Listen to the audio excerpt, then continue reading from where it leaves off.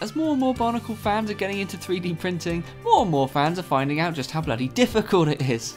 Just getting a print to complete can be an achievement in itself, but sometimes it's only when the print is finished that you realise that things have gone horribly, horribly wrong. Hey everybody, it's Tammy and welcome back to the Bionicle Custom Showcase, where I show you where I fucked up. Today I'm going to show you a few masks that I've 3D printed out of resin that did not turn out the way that I wanted them to. Starting out with a movie version of Taraga Duma's Kanoe Kirill. On first viewing, this mask doesn't look too bad. However, the devil is in the details, and when you compare it to how it's supposed to look, you suddenly realise that this mask has been a little bit stretched. These valve details on the cheeks are supposed to be perfectly round. It's also resulted in some of the edges at the back being a lot more pointy than they were supposed to be. Honestly though, this mask could be passable, and I will keep an eye out if I can find a use for it. Next, a sad fate for something I was really excited to show you guys a little while ago. This was a transparent cow that I printed off a while ago from the model on the BioPack. However, unfortunately, the digital model is quite thin, and when I tried to remove it, the mask kind of shattered into several pieces, and half of it stayed on the printing bed. I gotta admit though, it does look kind of cool. Next up, we've got several masks that regular viewers will recognise, or maybe not, given that they've become quite squashed. These are the Toa Nuva's Adaptive Kanoe Nuva, as designed by Galva. And as you can see, they all look varying degrees of squashed, and some of them are really wonky and skewed, like an accordion. This Akaku, for example, looks more like a pancake than a Kanoe. And this chest armour looks as if you were seeing it on a screen that was glitching out.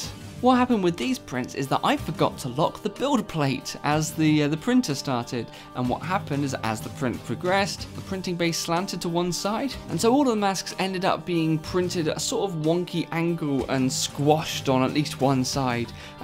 Probably best demonstrated by this Miru Nuva mask, which has one of its cheek vents so squashed up inside you can't even see it from the front. Last but not least, we have some prints that are probably the most infuriating for me because they were going absolutely fine until they ran out of resin, and I just hadn't checked enough during printing to make sure that they had enough and I could have topped it up. This is also a bit of a tease for a future video, which at the current rate I probably won't get out till next year.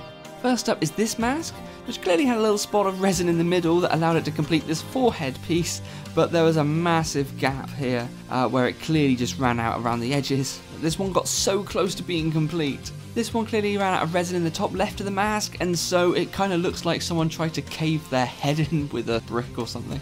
This one is a mask of sensory aptitude for Coolus, and actually looks really cool, to be honest. It's completely flat at the front because it ran out of resin, but before that you've got this whole bit hollowed away, and it almost reminds me of the Terminator when part of the skin's been stripped off and you can see the robot underneath. And lastly, this. I'm not going to tell you what it is, but suffice to say it ran out of resin before it was even half done. But those are some of my misadventures in 3D printing. I haven't actually printed anything out for a long time, about a year, so I am probably going to make all these mistakes again when I get back to it. But I wonder how many of you have taken the plunge into 3D printing, and if so, do you have sort of similar stories to tell?